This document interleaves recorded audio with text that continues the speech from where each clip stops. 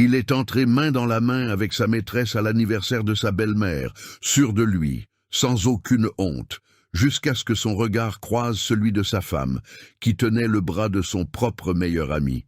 Et son sourire s'est tout simplement éteint. « Lâche ma main. » Clara s'est retournée lentement. Julien était immobile à l'entrée de la salle, en costume bleu, Chloé collée à son bras. La musique continuait de jouer, les gens continuaient de parler, mais l'air entre eux deux s'était arrêté. Julien. La voix de Clara était basse, presque calme. Maxime, à côté d'elle, n'avait pas bougé. Julien fit 2 pas en avant. Ses yeux parcoururent Maxime de la tête aux pieds. « Qu'est-ce que tu fais là avec lui ?» Un serveur passa avec un plateau de flûte. Personne n'en prit une. Camille, qui se tenait à proximité, serra son verre à 2 mains et ne dit pas un mot.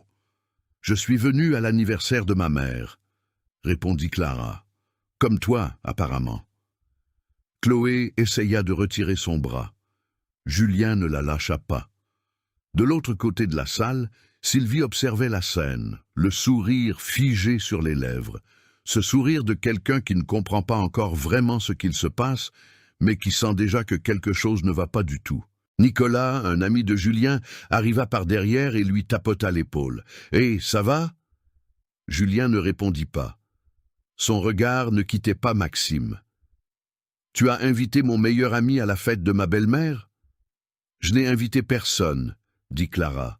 « On s'est retrouvés ici. » Un rire nerveux s'échappa de quelque part dans la salle. Quelqu'un baissa le volume de la musique sans faire exprès en heurtant l'enceinte. Le silence qui suivit était trop lourd pour un anniversaire. Julien ouvrit la bouche, la referma, regarda Chloé, regarda Clara, regarda Maxime. Et c'est là que Maxime fit quelque chose que personne n'attendait. Il sourit. Pas un sourire moqueur, pas un sourire de provocation. C'était le sourire de quelqu'un qui sait quelque chose que les autres ignorent encore. Julien le sentit dans son dos avant même de comprendre avec sa tête. « C'était quoi ça ?» demanda-t-il, la voix déjà différente. Maxime ne répondit pas. Clara non plus. Et la question qui flottait dans l'air était simple, mais trop lourde pour tenir dans cette salle décorée de ballons roses. Comment un homme qui trompait sa femme chaque semaine pouvait-il avoir le culot d'arriver à une fête main dans la main avec sa maîtresse, et encore s'estimer être la victime? La musique se remit à jouer. Une musique lente, une de ces vieilles chansons que Sylvie mettait toujours aux fêtes de famille.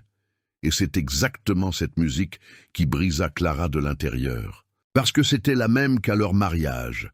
Son esprit s'envola loin, vite, sans demander la permission. 6 ans plus tôt, Julien était arrivé en retard à l'anniversaire du père de Clara, avec un bouquet de fleurs froissées et un sourire qui désarmait toute colère. Clara avait fait semblant d'être fâchée pendant 2 minutes. Ça n'avait pas duré. « T'es impossible », avait-elle dit en riant. « Mais tu m'aimes comme ça », avait-il répondu, lui prenant déjà la main. Ils étaient heureux, ou du moins elle le croyait. Julien travaillait beaucoup, voyageait souvent, mais revenait toujours avec une histoire à raconter, un cadeau acheté dans un aéroport, un long message vocal sur WhatsApp, disant qu'il s'ennuyait d'elle. Clara croyait chaque mot. Elle n'avait jamais eu de raison de douter, ou alors elle en avait eu, et elle n'avait tout simplement pas voulu voir. Le 2e flash lui vint plus vite et fit plus mal. 8 mois plus tôt, un mardi tout à fait banal, Clara avait pris le téléphone de Julien pour éteindre une alarme qui sonnait tôt le matin. L'écran s'était allumé avec une notification, une photo, Chloé, souriant. Dans un lit que Clara reconnut immédiatement, c'était l'appartement que Julien louait pour ses réunions de travail à Lyon. « Tu me manques d'hier ». Clara resta immobile, le téléphone à la main, pendant combien de temps? Elle n'aurait su le dire. Ça aurait pu être 2 minutes, ça aurait pu être 20. L'alarme continuait de sonner. Elle l'éteignit, remit le téléphone à sa place, alla aux toilettes, se lava le visage et ne dit rien, pas parce qu'elle était faible, mais parce qu'à ce moment-là, la tête qui tournait et le cœur qui coulait, elle prit une décision froide, presque effrayante. « Je ne vais pas réagir maintenant, je vais attendre le bon moment. » C'est Maxime qui était apparu 3 semaines plus tard. Il avait frappé à la porte de chez elle un mercredi après-midi, l'air de quelqu'un qui porte un poids qui n'est pas le sien, mais qu'il ne peut plus garder pour lui. « Clara, il faut que je te dise quelque chose. J'aurais dû te le dire avant. » Elle le regarda et dit simplement « Je sais déjà. » Ils restèrent silencieux un instant. Puis Maxime entra, s'assit à la table de la cuisine, et ensemble, ils commencèrent à rassembler les morceaux d'une histoire qui avait beaucoup plus de chapitres que Clara ne l'imaginait. La flûte de champagne, qu'un serveur lui tendit sans crier gare, ramena Clara à elle. Elle était dans la salle. La musique jouait encore. Julien était toujours à 10 mètres de là, Chloé à son côté, essayant de comprendre ce qu'il se passait. Mais maintenant, Clara comprenait tout. Et ce que Julien ignorait encore, c'est que cette soirée n'avait pas été choisie par hasard. Clara ne voulait qu'une seule chose à ce moment-là, rejoindre sa mère, lui prendre la main et faire en sorte que l'anniversaire de Sylvie ne devienne pas un épisode dont elle se souviendrait avec tristesse toute sa vie. Rien que ça. C'était simple. Mais rien, cette nuit-là, n'était simple. Elle commença à traverser la salle en direction de sa mère, contournant les tables décorées et les groupes de gens qui parlaient fort. Sylvie était près du gâteau, recevant des compliments dans cette robe bleue que Clara l'avait aidée à choisir la semaine précédente. « Maman !» Clara lui toucha l'épaule. Sylvie se retourna avec un sourire qui s'effaça rapidement quand elle vit l'expression de sa fille. « Qu'est-ce qu'il y a, ma chérie ?»« Rien. Reste ici, d'accord ? Ne bouge pas pour l'instant. » Sylvie ouvrit la bouche pour demander quelque chose, mais Clara avait déjà tourné les talons. Elle avait besoin de 5 minutes. Juste 5 minutes pour remettre de l'ordre dans sa tête et décider comment cette soirée allait se terminer. Elle se dirigea vers le couloir latéral, celui qui menait au jardin extérieur de la salle de réception. Elle poussa la porte vitrée. Julien apparut avant qu'elle n'arrive jusque-là. « Il faut qu'on parle. » Il avait laissé Chloé quelque part dans la salle. Il était seul, la cravate légèrement desserrée, cette façon de quelqu'un qui veut paraître calme, mais qui ne l'est pas du tout. « Pas maintenant, Julien. »« Maintenant, oui. » Il lui saisit le bras, pas fort, mais avec assez de fermeté pour faire comprendre que ce n'était pas une demande. Clara regarda sa main sur son propre bras. Elle inspira profondément. « Lâche-moi. » Il la lâcha. Mais il ne bougea pas du chemin. « De qu'est-ce que tu manigances avec Maxime ? Je ne manigance rien, Clara. » Sa voix descendit d'un ton. « Je te connais. Tu n'es pas là à côté de lui par hasard. » Elle le regarda droit dans les yeux pendant 3 secondes environ. Puis, elle détourna le regard et dit « Va t'occuper de ton invité. » Et elle passa devant lui sans attendre de réponse. Dehors, le jardin était vide. Quelques guirlandes lumineuses, jaunes, suspendues aux arbres, 2 petites tables que personne n'avait encore utilisées. Clara s'assit à l'une d'elles, posa son sac sur ses genoux et regarda dans le vide un instant. Elle savait ce qu'elle voulait. Elle voulait exposer Julien. Elle voulait que tout le monde à l'intérieur sache ce qu'il avait fait, depuis combien de temps il le faisait, et à quel point c'était un manque de respect que de se pointer à la fête de sa belle-mère avec la femme avec qui il trompait sa propre épouse depuis près d'1 an. Mais vouloir n'était pas la même chose que pouvoir. Maxime avait les preuves. Elles étaient sur son téléphone, organisées dans des dossiers, captures d'écran de conversations, justificatifs de virements bancaires vers un compte que Clara n'avait jamais vu, photos avec date et heure. Tout était là. Tout était documenté avec une froideur que Maxime justifiait en disant qu'il savait que le jour viendrait. Le problème, c'est que des preuves sur un téléphone personnel ne suffisaient pas à grand-chose si Julien décidait de nier. Et Julien était doué pour nier. Il était doué pour retourner la situation, faire passer l'autre pour le méchant de l'histoire. Clara avait déjà vu ça arriver avec d'autres personnes, et ça avait toujours marché. Il lui fallait quelque chose de plus. Il lui fallait le bon moment, le bon endroit, les bonnes personnes autour. Et la salle pleine de familles et d'amis à 10 mètres de là était exactement cet endroit. Mais la soirée lui filait entre les doigts. Camille poussa la porte du jardin et s'avança vers elle avec cet air de quelqu'un qui a vu trop de choses et ne sait pas par où commencer. « Clara, Chloé est à l'intérieur en train de dire aux gens qu'elle est une vieille amie à vous deux, qu'elle connaît Julien du travail depuis des années. Elle se présente à tout le monde. » Clara ferma les yeux 2 secondes. « Je sais. Tu sais ?» Camille baissa la voix. « Clara, ta mère va finir par lui parler. Quelqu'un va dire quelque chose sans faire exprès et... » Camille. Clara ouvrit les yeux. « Je sais, je m'en occupe. » Camille resta plantée, hésitante, puis acquiesça lentement et rentra. Clara se retrouva seule à nouveau, et c'est là que le doute la frappa. Cette petite voix qui arrive toujours au mauvais moment, qui ne fait pas de bruit mais qui pèse plus que n'importe quel cri. Et si elle se trompait d'approche? Et si exposer Julien là, devant tout le monde, à la fête de sa mère, transformait la soirée en une scène que Sylvie n'oublierait jamais, mais pour les mauvaises raisons? Et si les gens repartaient de là en parlant du scandale au lieu de prendre son parti? Il y avait une part de Clara qui se souvenait encore de ce qu'avait été Julien un jour. Pas le Julien d'aujourd'hui, avec Chloé au bras et le mensonge aux lèvres. Le Julien d'avant, celui qui arrivait en retard avec des fleurs froissées et riait de ses propres défauts sans honte. Cet homme-là avait existé, ou du moins, elle avait vraiment cru qu'il existait. « J'ai peut-être ignoré des choses que je n'aurais pas dû ignorer », pensa-t-elle. Et ça faisait mal d'une autre manière. Ce n'était pas la douleur de la trahison, c'était la douleur d'avoir douté de sa propre perception pendant si longtemps. Elle resta là, assise, son sac sur les genoux, à regarder les lumières jaunes dans les arbres, et pendant une 30aine de secondes, elle envisagea sérieusement de prendre la voiture, de chercher sa mère et de partir. Laisser Julien avec la fête, avec Chloé, avec le bordel qu'il avait lui-même créé. Remettre à plus tard, ou remettre à jamais. Ce fut le bruit qui la ramena. À l'intérieur, quelqu'un avait augmenté le volume de la musique. Des rires, des applaudissements. La fête continuait comme si de rien n'était, comme si le monde était un endroit juste où les choses se résolvent toutes seules si on attend assez longtemps. Clara connaissait ce monde.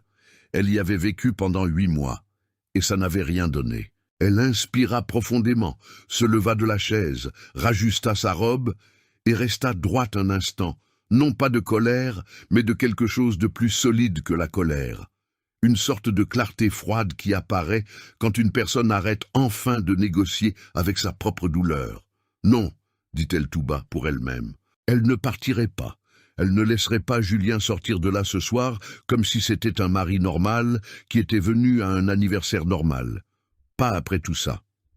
Pas après 8 mois à garder ça pour elle toute seule, après des nuits où elle avait fait semblant de dormir pendant qu'il rentrait tard, après des déjeuners de famille où elle avait souri pour la photo à côté d'un homme qui lui mentait en face.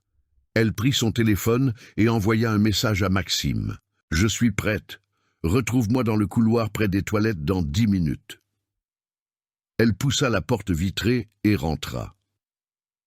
Clara revint dans la salle, la tête en place et le cœur accéléré, mais maîtrisé. Elle traversa le couloir, fit un signe de la main à une cousine qui l'avait appelée et alla jusqu'à la table où Sylvie était assise avec 2 tantes. Julien était de l'autre côté de la salle, dans un groupe de discussion avec Nicolas et 2 autres hommes que Clara reconnaissait vaguement comme des collègues de travail de son mari. Chloé était à côté, une flûte à la main, riant à quelque chose que Nicolas avait dit. Elle riait, à la fête de sa belle-mère, à côté d'un homme marié. Clara s'assit près de sa mère et resta là quelques minutes, essayant d'avoir l'air normal, répondant à des questions sur le travail, sur les travaux de l'appartement qui n'étaient toujours pas finis, sur un voyage qu'elle et Julien avaient promis de faire et n'avaient jamais fait. « Julien va bien ?» demanda Sylvie d'un ton qui se voulait presque anodin, mais qui ne l'était pas. « Oui, maman. » Sylvie acquiesça lentement en regardant son gendre de l'autre côté de la salle. Elle n'ajouta rien, mais Clara vit son expression. Sylvie n'était pas née de la dernière pluie. Elle ne l'avait jamais été. Ce fut Nicolas qui fit le premier faux pas. Il s'approcha de la table, avec cet air expansif de quelqu'un qui a bu une coupe de trop et a décidé qu'il était le maître de la situation. Il tira une chaise sans y être invité et s'assit en face de Clara, de l'autre côté de la table. « Et Clara, tu connais Chloé, non ?» dit-il, assez fort pour que toute la table l'entende. « Julien a dit que vous vous étiez déjà rencontrés. » Le silence qui suivit dura moins de 2 secondes, mais pesa comme 1 heure. Une des tantes regarda Clara. L'autre regarda Chloé, qui était arrivée avec Julien et se tenait derrière Nicolas, le sourire légèrement figé. « Je ne me souviens pas, » dit Clara, avec un calme qui la surprit elle-même. Julien posa la main sur l'épaule de Chloé d'un geste qui semblait automatique. Il réalisa ce qu'il avait fait et retira sa main rapidement. Mais tout le monde l'avait vu. Sylvie l'avait vu. « Chloé travaille avec moi depuis 3 ans, » dit Julien, comme si expliquer allait dissoudre le malaise. « Elle est venue parce que je lui avais dit que ça allait être une bonne fête. »« C'est gentil, » répondit Clara. Sec, sans sourire. Nicolas sentit l'ambiance et recula un peu sur sa chaise. Chloé détourna le regard. Mais Julien ne lâcha pas l'affaire. « Tu pourrais être un peu plus sympathique, Clara. La jeune fille n'a rien fait. » Et voilà, devant sa mère, devant les tantes, devant des gens qui connaissaient Clara depuis qu'elle était petite. Julien avait retourné la situation comme si c'était elle le problème. Sylvie resta très silencieuse. Les minutes qui suivirent furent les plus longues de la soirée. Chloé, encouragée par le silence de Clara, commença à prendre la parole. Elle raconta une histoire sur un voyage professionnel à Bordeaux, comme si c'était une anecdote quelconque, riant à certains moments, regardant Julien pour confirmer les détails. Julien confirmait, en souriant. Clara reconnut le voyage. Julien y était allé. Elle était restée à la maison, à attendre un message de sa part. Nicolas riait avec elle. 2 autres invités qui s'étaient approchés de la table riaient aussi, sans rien savoir, suivant juste l'ambiance. Clara essaya de participer à la conversation 2 fois. 2 fois, Julien l'interrompit sans s'en rendre compte, ou en faisant semblant de ne pas s'en rendre compte, redirigeant la parole vers Chloé, vers Nicolas, vers n'importe qui d'autre que sa propre femme. Camille, qui se tenait debout près de la table, avait tout vu. Elle croisa les bras et regarda Julien avec une tête qui en disait long sur ce qu'elle ne pouvait pas dire à voix haute. Clara était invisible à la fête de sa propre mère. Elle décida qu'elle n'allait pas rester silencieuse.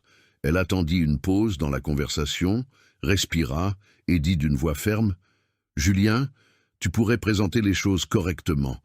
Dis-nous qui est vraiment Chloé. » La table se figea.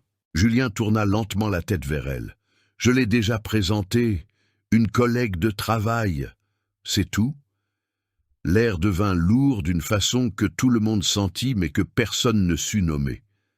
Pendant une seule seconde, Clara vit de l'insécurité sur le visage de Julien, une brèche, comme s'il savait qu'il se trouvait sur un terrain instable et qu'il devait faire attention où il mettait les pieds. Elle resta droite, le regarda droit dans les yeux, ne détourna pas le regard, et pendant cette seconde, on aurait dit que ça allait marcher, qu'il allait avaler sa fierté, que Chloé allait reculer d'un pas, que la soirée allait prendre un tournant différent. Puis Julien sourit. Ce sourire, le même que toujours, celui qu'il utilisait quand il voulait la réduire à néant sans avoir besoin de crier. Les gens, « Désolé », dit-il en regardant toute l'assemblée, comme si Clara était une enfant en train de faire un caprice. Elle est comme ça depuis des jours. Vous savez comment c'est. Certaines personnes détournèrent le regard. Une tante fit semblant d'avoir besoin de prendre quelque chose dans son sac. Nicolas laissa échapper un petit rire étouffé qu'il tenta de cacher derrière sa flûte. Et Chloé baissa la tête pour cacher son sourire. Clara sentit ça dans sa poitrine comme un couteau qui entrait lentement. Sylvie se leva de sa chaise. « Je vais voir le gâteau », dit-elle, avec cette voix de mère qui n'a besoin de rien expliquer. Une des tantes l'accompagna. La table se vida un peu. Julien profita de l'espace et tira une chaise à côté de Chloé, s'asseyant entre elle et Nicolas comme si c'était la chose la plus naturelle du monde. Ils se remirent à parler. La musique continua. Les serveurs passaient avec leurs plateaux. Et Clara resta assise là, du même côté de la table, seule, regardant son mari ignorer son existence avec la maestria de quelqu'un qui pratique ça depuis longtemps. Camille s'approcha par derrière et posa la main sur son épaule une seconde. Elle ne dit rien. Elle n'avait pas besoin. C'est alors que Julien se leva pour aller chercher un autre verre, laissant Chloé seule un instant, et Nicolas, sans réaliser l'ampleur de ce qu'il faisait, se pencha vers Clara et dit d'un ton qu'il croyait discret, mais qui ne l'était pas. « Tu devrais lui laisser un peu de répit, tu sais. Julien traverse une période difficile au boulot. Pas besoin de créer une ambiance pareille pendant une fête. » Clara regarda Nicolas pendant un long moment. « Créer une ambiance », répéta-t-elle. « Oui, enfin, faire ce genre de questions devant tout le monde, ça fait moche. » Elle ne répondit pas. Nicolas interpréta le silence comme un accord et acquiesça, satisfait, se renversant sur sa chaise. Julien revint avec 2 flûtes. Il entendit une à Chloé. Il n'apporta rien à Clara. Ce n'était pas un oubli. Sylvie, qui était revenue dans la salle sans que personne ne la remarque, avait tout vu de loin. Elle avait vu son gendre tendre une flûte à une autre femme. Elle avait vu sa fille, les mains vides. Elle avait vu l'expression de Clara, qui essayait de ne rien montrer, mais qu'une mère lit les yeux fermés. Julien s'assit, but une gorgée dans sa propre flûte et dit à Chloé, d'une voix qui porta dans toute la salle, « Cet endroit est toujours comme ça, trop de famille, trop de drame. » Et il rit. Chloé rit. Nicolas rit. Clara ne dit rien, parce qu'elle n'avait plus rien à dire là. Ce qu'elle avait à faire, elle le ferait à un autre moment, sur un autre ton, devant toutes ces mêmes personnes, et ça serait différent. Clara se leva de table sans se presser. Elle prit son sac, rajusta sa robe et se dirigea vers le couloir des toilettes d'un pas de quelqu'un qui n'a besoin que d'1 minute pour respirer. Mais quand elle poussa la porte des toilettes des femmes et vit son propre reflet dans le miroir, elle s'arrêta. Elle resta à se regarder elle-même pendant un temps qu'elle ne put mesurer. Son rouge à lèvres était encore en place. Ses cheveux aussi. À l'extérieur, elle était intacte. À l'intérieur, c'était une autre histoire. Elle ouvrit le robinet, mit ses mains sous l'eau froide et resta là à regarder l'évacuation, à penser qu'il était plus facile que ça n'en avait l'air de simplement s'en aller. Prendre sa mère, inventer un mal de tête, remercier les invités et disparaître de la fête avant que quoi que ce soit n'empire. Julien resterait. Il continuerait là avec Chloé, avec Nicolas, avec ce sourire de quelqu'un qui a gagné sans même se battre. Il dormirait bien cette nuit, il se réveillerait demain et continuerait sa vie comme si rien ne s'était passé. Et ça continuerait d'arriver. Clara ferma le robinet. Elle resta immobile, les mains mouillées, sans prendre la serviette. 8 mois. Elle avait porté ça pendant 8 mois. Elle avait avalé, attendu, planifié calmement, parce qu'elle savait que le bon moment faisait toute la différence. Elle avait retenu ses larmes pendant les déjeuners du dimanche, avait souri sur des photos qui faisaient mal, avait répondu « ça va » à sa mère alors que ça n'allait pas du tout. Et maintenant que le moment était là, de l'autre côté de cette porte, elle pensait à partir. Son téléphone vibra dans son sac. Elle le prit sans trop y croire. C'était un message d'un numéro qu'elle avait enregistré comme « ne pas répondre » 3 mois plus tôt, un numéro qu'elle avait elle-même découvert en fouillant le compte de Julien un après-midi où il était sorti sans son téléphone. Le message venait de Chloé. « Je crois que tu ferais mieux de partir plus tôt, pour ne pas subir plus d'humiliation. » Clara lut 2 fois. Elle resta silencieuse environ 5 secondes. Puis elle tapa un seul mot en réponse. « Merci » et rangea son téléphone, parce que ce message n'était pas une gentillesse. C'était une sommation. C'était Chloé qui disait qu'elle se sentait déjà assez en sécurité pour envoyer un message à la femme de l'homme avec qui elle couchait, à la fête de sa belle-mère, en lui demandant de battre en retraite. Ce n'était pas du courage de la part de Chloé, c'était de l'inconscience de la part de Julien. Clara sortit des toilettes et alla directement au couloir latéral, où Maxime était adossé au mur, son téléphone à la main, en train d'attendre. Il la regarda et n'eut pas besoin de poser de questions. L'expression de Clara disait tout. Tu as reçu quelque chose, dit-il. Ce n'était pas une question. Chloé m'a envoyé un message pour me demander de partir. Maxime resta silencieux une seconde, puis il expira lentement par le nez. Alors, ils ont confiance. Oui. Clara croisa les bras. Ce que tu as sur ton téléphone, ça suffit? J'ai des captures des conversations des 10 derniers mois. J'ai 2 justificatifs de virement de Julien vers un compte au nom de Chloé. Et j'ai une vidéo. Clara leva les yeux. Quelle vidéo?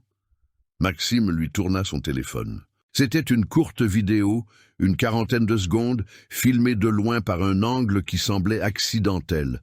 Probablement quelqu'un qui filmait autre chose et les avait capturés sans faire exprès. Julien et Chloé dans le couloir de l'entrée, avant d'entrer dans la salle, avant quoi que ce soit, lui arrangeant ses cheveux, elle ajustant sa cravate. Tous les deux riant de cette façon qu'on ne peut pas inventer, intime, sans défense possible. Clara la regarda une fois, rendra le téléphone. « Quand as-tu filmé ça ?»« Ce n'est pas moi. C'est le fils du photographe. Il jouait avec le téléphone de son père à l'entrée. J'ai vu, j'ai demandé, et il me l'a envoyé. » Clara regarda Maxime. « Tu es venu préparer. Je suis venu préparer parce que tu méritais d'avoir quelqu'un de préparé à tes côtés. » Elle ne répondit pas. Elle avala ça en silence. « J'ai besoin de ton aide pour quelque chose, » dit-elle ensuite. « Je t'écoute.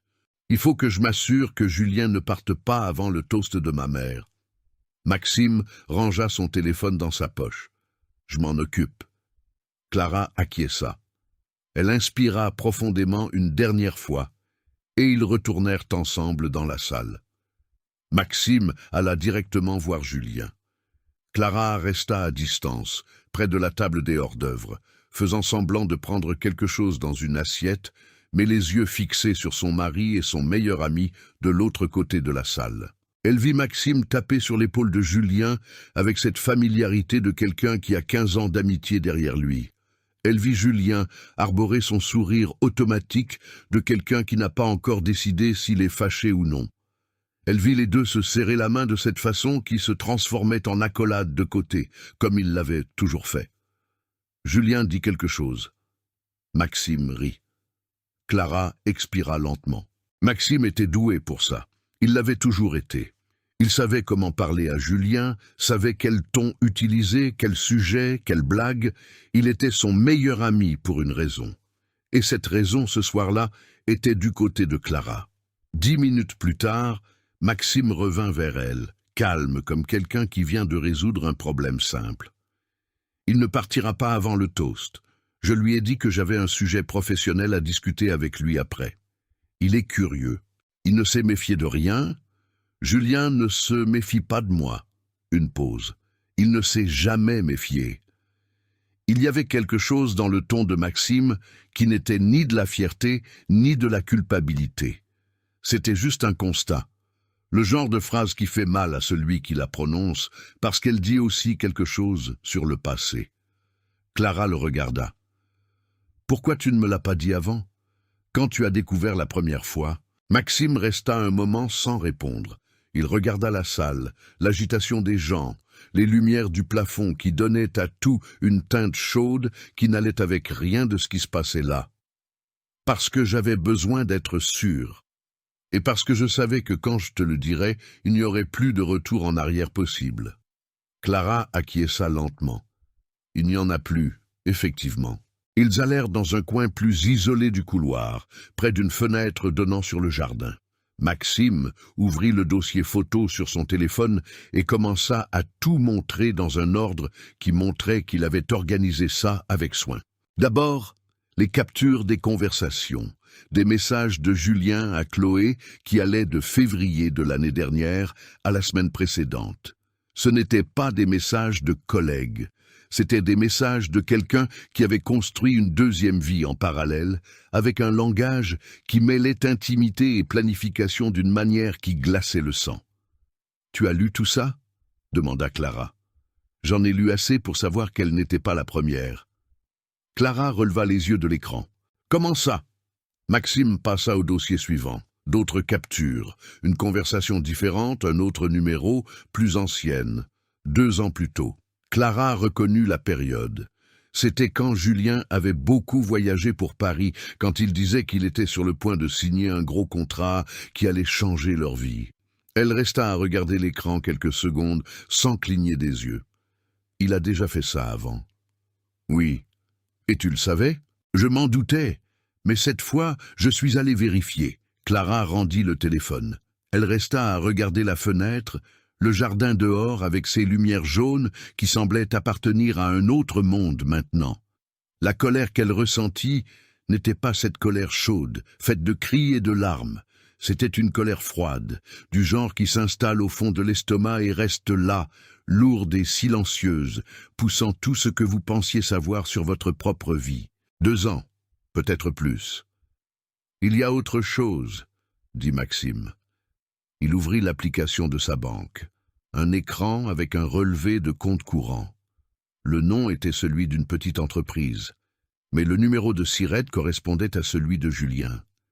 Clara reconnut les 4 derniers chiffres qu'elle utilisait depuis des années dans ses mots de passe. Il a ouvert une entreprise à son nom il y a 18 mois, expliqua Maxime. Sans te le dire, ce compte reçoit une partie de son salaire avant qu'il n'arrive sur votre compte commun. Combien? En moyenne, environ 700 € par mois, en off non déclaré. Clara fit le calcul rapidement dans sa tête. 18 mois. Elle ferma les yeux 2 secondes. Cet argent était à nous. C'est de l'argent qui était à toi, corrigea Maxime. La société de conseil que vous avez ensemble, tu en possèdes la moitié. Les bénéfices qu'il a détournés vers ce compte venaient de la trésorerie de cette entreprise. C'est là que Maxime montra de nouveau la vidéo.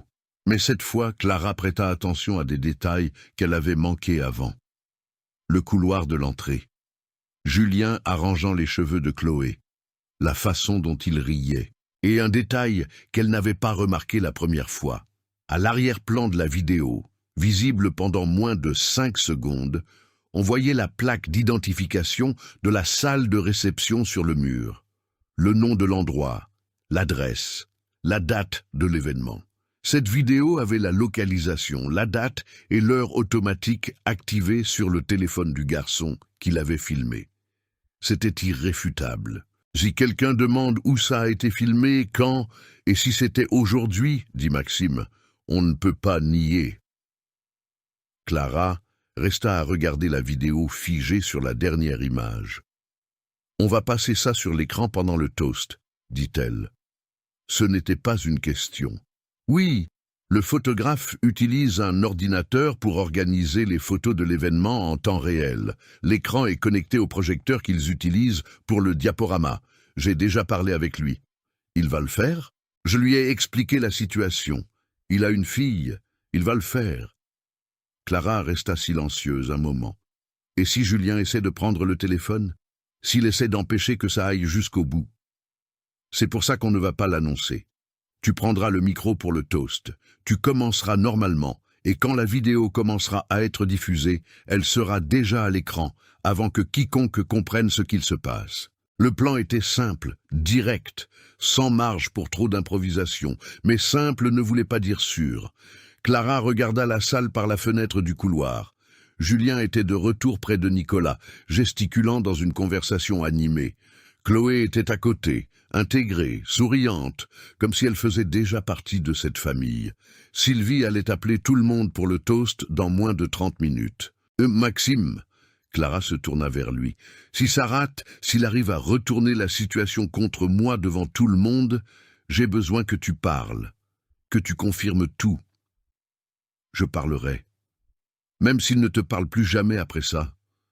Maxime devint sérieux un instant. Il regarda la salle, regarda Julien qui riait sans rien savoir. « On a 15 ans d'amitié, dit-il lentement. Et en 15 ans, il n'a jamais été l'ami que je croyais qu'il était. J'ai été loyal à une version de lui qui n'existe pas. » Il rangea son téléphone dans la poche de sa veste.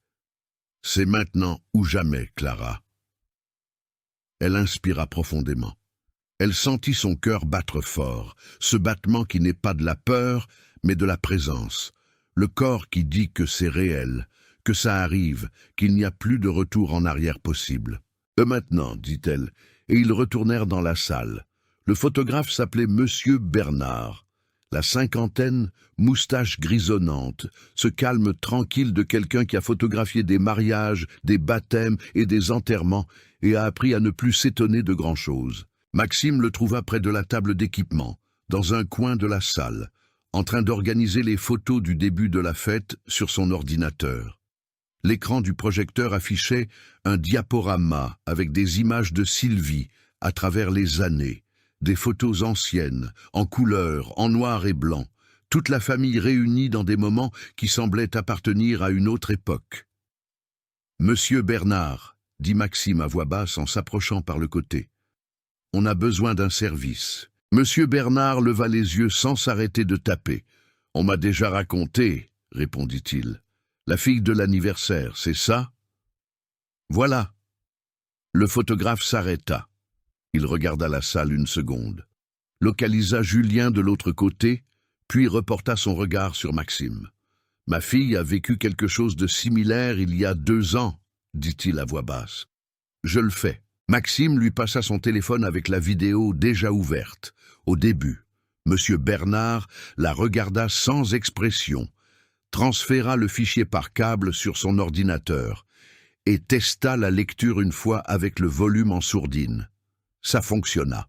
« Quand tu voudras, dit Monsieur Bernard, il suffira de me faire signe. » Clara alla voir Camille, qui se tenait près de la table des desserts, faisant semblant de s'intéresser beaucoup à un plateau de brigadeiros, des petites douceurs. « Camille, j'ai besoin que tu restes près de ma mère pendant le toast, à côté d'elle, en lui tenant la main si nécessaire. » Camille cessa de faire semblant de regarder les desserts.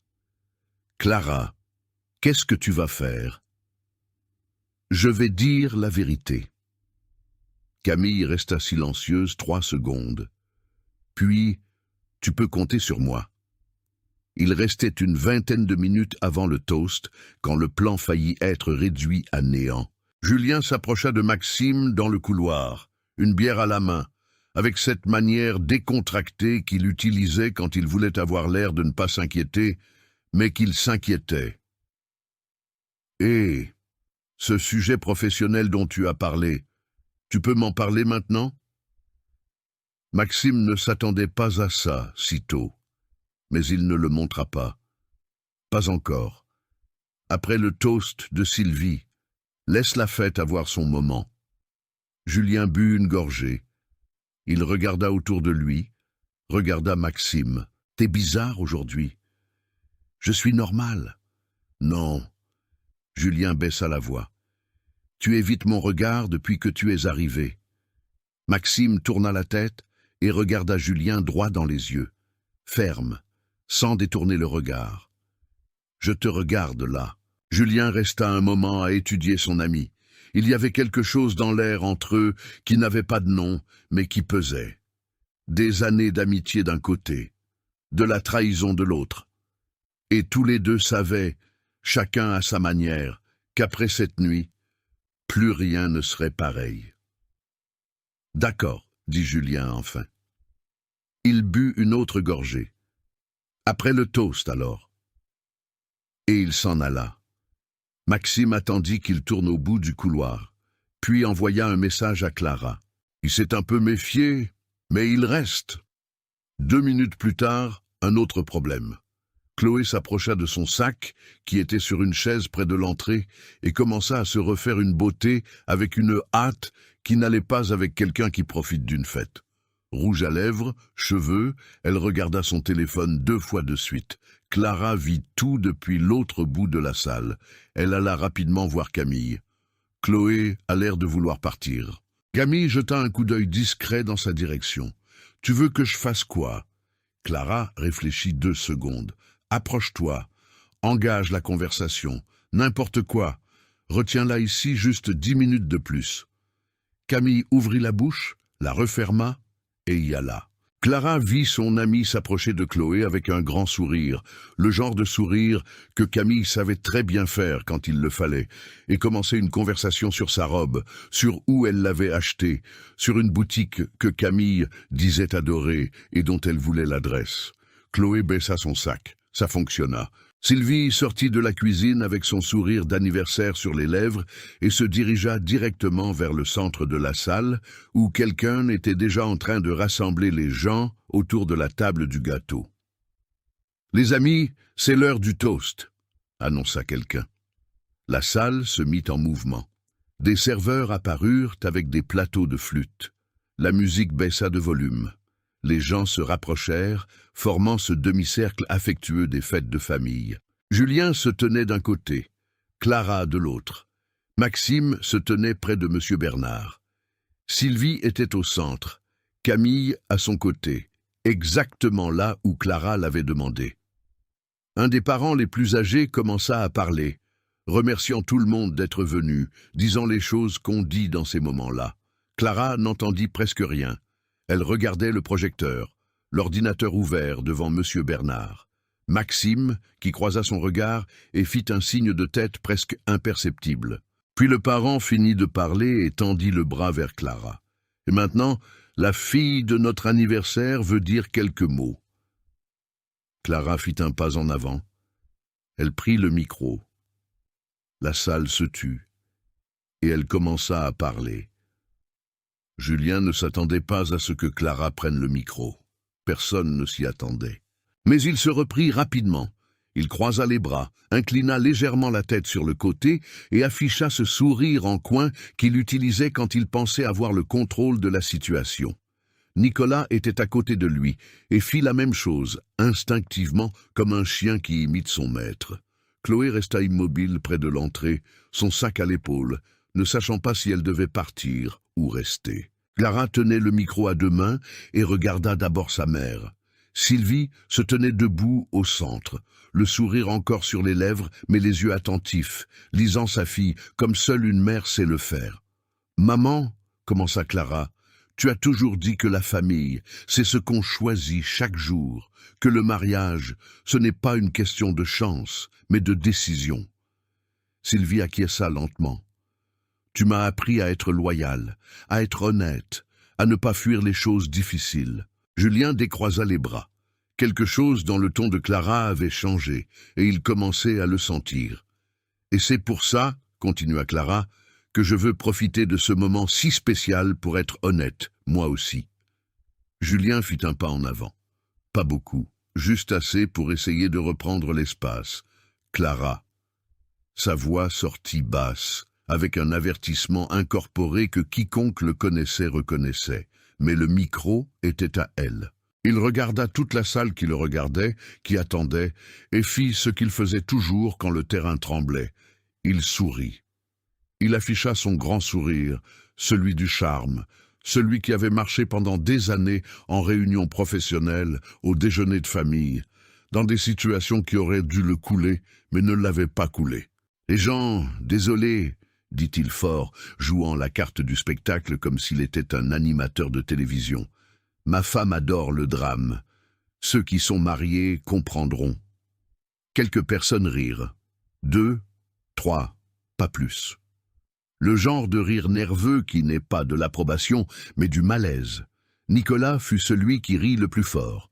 Julien regarda Clara dans les yeux avec ce regard qui disait « Arrête maintenant !» et on réglera ça à la maison, comme on l'a toujours réglé. Mais Clara n'allait plus rien régler à la maison. Elle regarda Julien pendant une longue seconde, puis elle regarda M. Bernard. M. Bernard avait la main sur l'ordinateur. « Je n'allais rien dire », dit Clara dans le micro, avec un calme qui rendit la salle plus silencieuse que n'importe quel cri n'aurait pu le faire. « Mais j'ai reçu un message ce soir, me demandant de partir plus tôt, pour ne pas subir plus d'humiliation. » Une pause. « Et j'ai décidé que je ne partirai pas. J'ai décidé que vous méritiez de connaître la vérité. Voici mon mari, Julien. La plupart d'entre vous le connaissent. » La salle était dans un silence total. Ni bruit de flûte, ni conversation parallèle. Rien. « Et voici. » Clara se tourna légèrement en direction de Chloé. « Chloé, que Julien vous a présenté aujourd'hui comme une collègue de travail. » Chloé se raidit. « Je veux vous montrer quelque chose qui a été filmé ce soir, ici à l'entrée de cette salle, avant que l'un d'entre nous n'entre. » Elle regarda M. Bernard.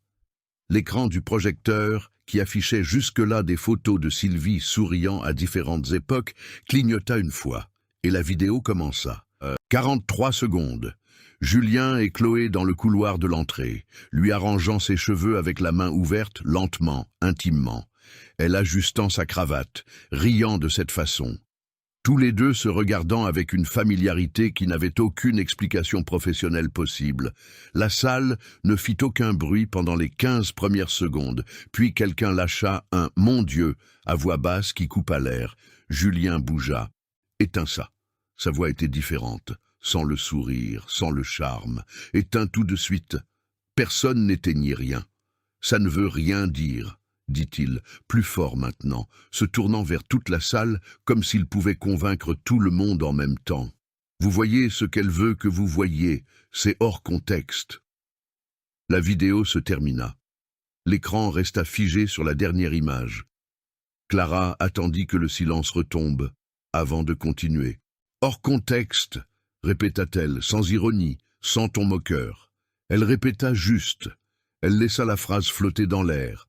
Puis Maxime fit un pas en avant. « J'ai plus que ça. » Julien tourna la tête vers son meilleur ami, et pour la première fois de la soirée, son visage montra quelque chose qu'il ne put cacher.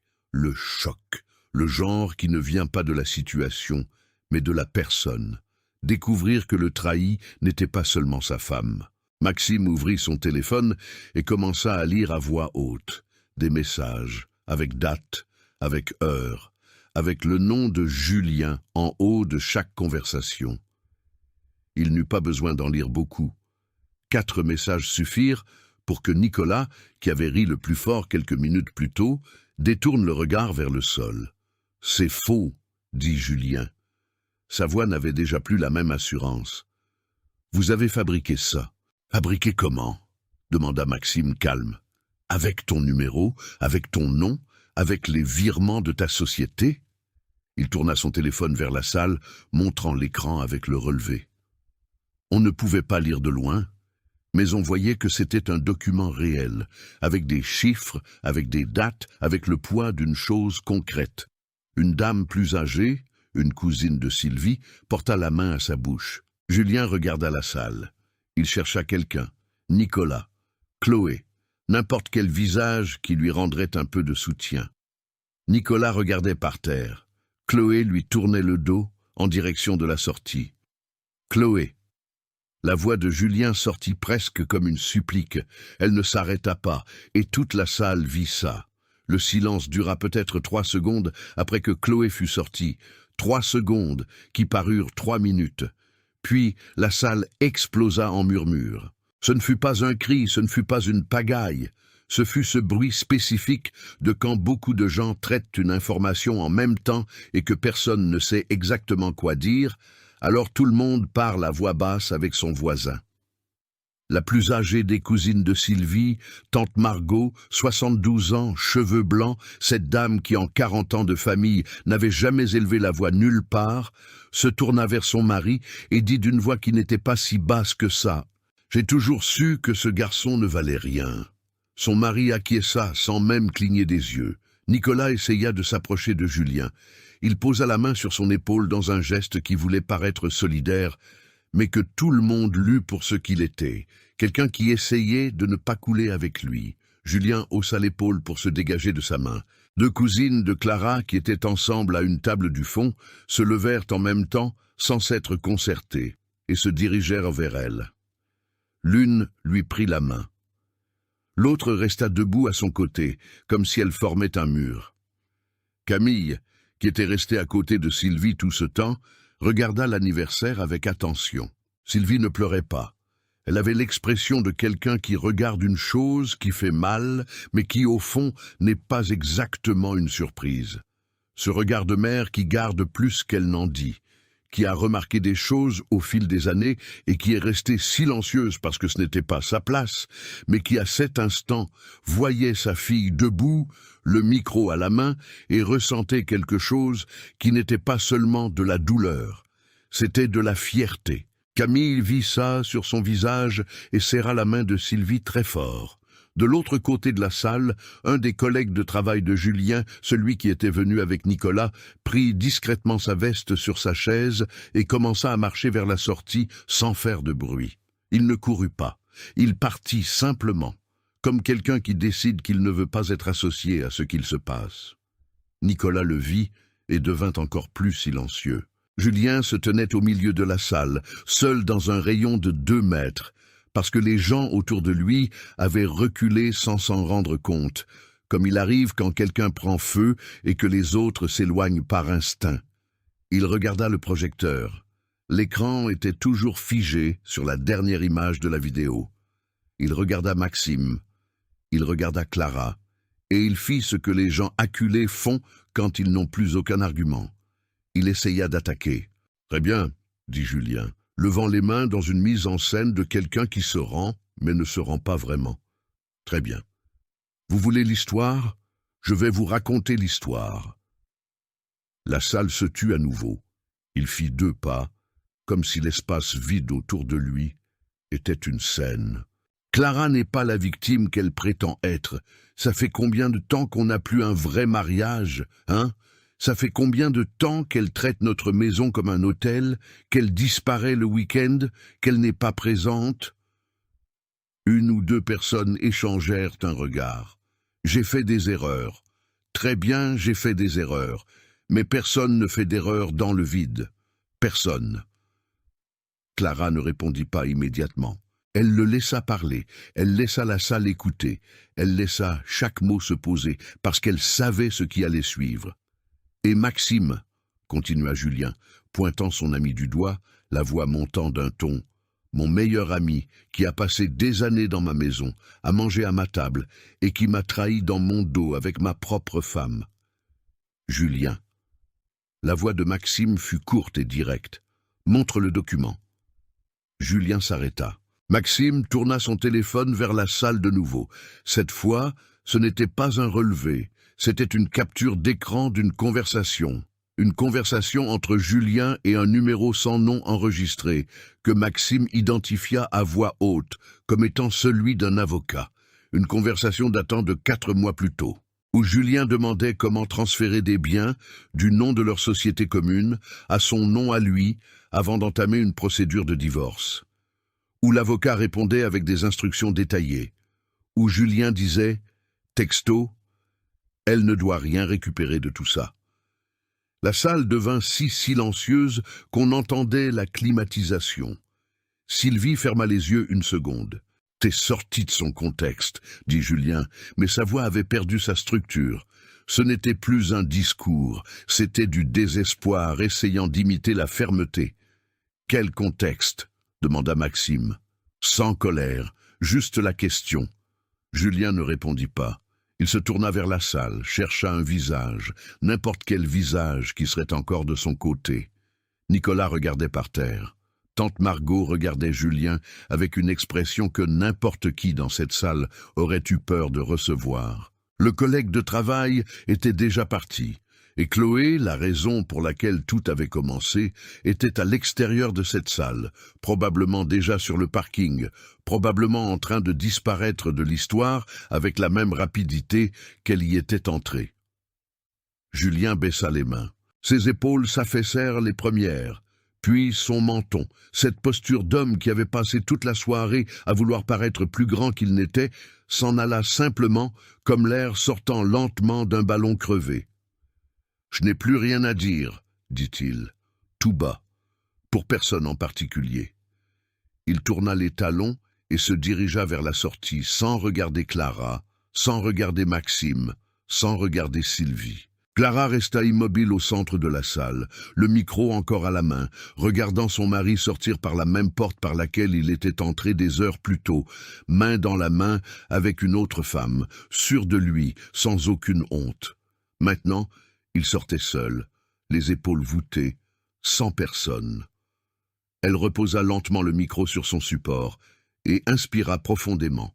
La salle resta silencieuse un instant de plus. Puis Sylvie fit un pas en avant, traversa l'espace qui les séparait et serra sa fille dans ses bras sans dire un mot.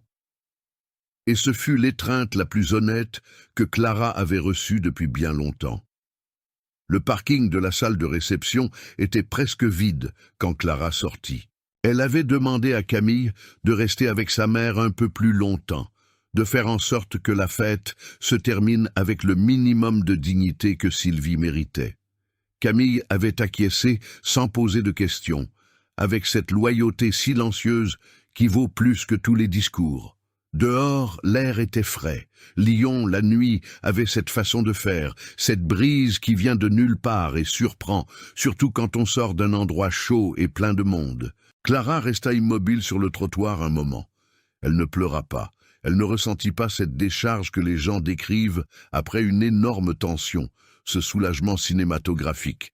Elle ressentit, en fait, une chose plus étrange et plus honnête que ça. Elle ressentit de la fatigue, le genre de fatigue qui n'est pas une faiblesse. C'est le corps qui réclame tout ce que la tête a retenu trop longtemps. Maxime sortit derrière elle. Il resta debout à côté, les mains dans les poches, regardant le même vide qu'elle regardait. « Ça va » demanda-t-il. « Ça va » Une pause. « Je crois que ça va. » Maxime acquiesça. Ils restèrent silencieux pendant un temps qui ne fut pas inconfortable. C'était le silence de deux personnes qui ont traversé quelque chose de grand ensemble et n'ont pas besoin de remplir l'espace avec des mots qui n'existent pas encore vraiment. Un Uber passa lentement dans la rue. Un couple sortit de la salle voisine en parlant fort de quelque chose qui n'avait rien à voir avec rien. La vie qui continue, indifférente. « Tu vas avoir besoin d'un avocat », dit Maxime enfin. « Je sais. J'en connais une, bonne, sérieuse, spécialisée en droit de la famille et droit des sociétés. Elle saura quoi faire avec les documents de la société. Envoie-moi son contact demain. » Maxime acquiesça. Puis il dit plus bas, « Tu as été très courageuse là-dedans. » Clara tourna la tête vers lui. « J'ai eu peur toute la soirée. »« Je sais, c'est pour ça que j'ai dit que c'était courageux. » Elle resta à le regarder une seconde.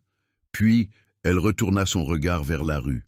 « Va chercher ta mère, » dit Maxime. « Elle a besoin de toi. » 3 semaines plus tard, le nom de Julien avait disparu du courrier adressé à l'appartement. Il était venu chercher ses affaires un mardi après-midi avec un carton en carton et l'air de quelqu'un qui aurait préféré que ce moment n'existe pas. Ils n'avaient pas échangé beaucoup de mots. Il n'y avait pas grand-chose à échanger. Clara resta dans la cuisine pendant qu'il prenait ce qui était à lui dans la chambre. Elle entendit le bruit des tiroirs, des cintres, de la valise qu'on traîne dans le couloir. La porte se ferma. Elle resta à regarder le couloir vide pendant 2 secondes environ. Puis elle alla faire du café. Julien, elle l'a pris par des tiers, était allé vivre dans un appartement loué à Villeurbanne. Leur société commune était en cours de dissolution. L'avocat qu'il avait consulté pour savoir comment tout prendre à Clara s'était retrouvé à confirmer, sans le vouloir, que Julien avait agi de mauvaise foi en détournant les bénéfices. Cette capture d'écran que Maxime avait montrée dans la salle devint une pièce maîtresse du procès. Chloé disparut de l'histoire avec la même rapidité qu'elle y était entrée. Personne n'en entendit plus jamais parler. Clara était sur le balcon de l'appartement un samedi matin, son café à la main, quand son téléphone sonna. C'était une femme d'affaires qu'elle avait rencontrée lors d'un événement professionnel près d'1 an plus tôt. Une femme qui dirigeait un petit réseau de franchises, intelligente, directe, qui avait échangé sa carte avec Clara ce jour-là et qui n'était jamais allée plus loin. Clara, je sais que ça fait longtemps, mais je suis en train de monter un conseil consultatif pour mon entreprise et j'ai pensé à toi. Serais-tu partante pour qu'on se rencontre? 6 mois plus tôt, Clara aurait dit qu'elle allait réfléchir. Elle aurait consulté Julien. Elle aurait trouvé une raison de remettre à plus tard. « On peut fixer quelque chose, » répondit-elle. « Cette semaine, j'ai de la disponibilité. » La femme resta silencieuse une seconde, comme si elle ne s'attendait pas à ce que ce soit aussi direct. « Parfait. Jeudi ?»« Jeudi. » Clara raccrocha. Elle resta à regarder l'horizon depuis le balcon. Les immeubles de Lyon avec cette lumière de matin qui transforme tout en une teinte légèrement dorée. Elle but son café. 2 semaines plus tard, un après-midi banal, elle s'arrêta à la boulangerie près de chez elle pour acheter du pain. Dans la file d'attente, une femme à côté d'elle commentait à voix haute au téléphone son mari, une dispute qu'ils avaient eue. Comment elle était restée silencieuse parce que ce n'était pas le bon moment, comment elle allait garder ça pour elle et régler ça plus tard. Clara entendit sans faire exprès. Elle sortit de la boulangerie avec son pain dans son sac et resta immobile une seconde sur le trottoir. Elle se souvint d'elle-même 8 mois plus tôt, de la même logique, du même « je vais garder, je vais attendre, ce n'est pas le moment ». La différence, c'est qu'il arrive un moment où garder devient un poids, où attendre devient une renonciation, où le bon moment n'arrive pas tout seul. C'est vous qui décidez que c'est maintenant. Elle retourna chez elle d'un pas assuré, de quelqu'un qui sait où elle met les pieds. Cette histoire me donne des frissons parce qu'elle ne parle pas de vengeance. J'ai vu une femme qui a gardé sa douleur avec soin, non pas par faiblesse, mais parce qu'elle savait que la vérité avait besoin de témoins. J'ai réalisé que le moment où elle a reposé le micro sur son support, sans célébrer, sans crier, a été le moment le plus puissant de la soirée. Parce que parfois, la plus grande victoire n'est pas de détruire celui qui vous a détruite. C'est de sortir intact d'une histoire qui a essayé de vous réduire à rien. Ça me fait croire qu'il y a des gens qui ne plient pas. Qui plient, oui, mais ne se brisent pas. Si cette histoire vous a touché d'une manière ou d'une autre, si vous avez ressenti quelque chose ici, le like est la façon la plus simple de me dire qu'on est sur la bonne voie. Ça ne coûte rien et ça signifie beaucoup pour moi. Dites-moi dans les commentaires de quelle ville vous regardez. Sérieusement, je les lis tous et je prends le temps de répondre avec gentillesse à ceux qui prennent un moment pour commenter. J'adore savoir d'où vous venez. Et si vous croyez au pouvoir de ce genre d'histoire, abonnez-vous à la chaîne pour ne pas rater les prochaines. On n'en est qu'au début et chaque nouvel abonnement est ce qui me donne l'énergie et la certitude que ça vaut la peine de continuer. Je compte beaucoup sur votre aide. Ne partez pas tout de suite. Choisissez une des 2 histoires que j'ai laissées à l'écran pour regarder ensuite. Je vous retrouve dans la prochaine vidéo.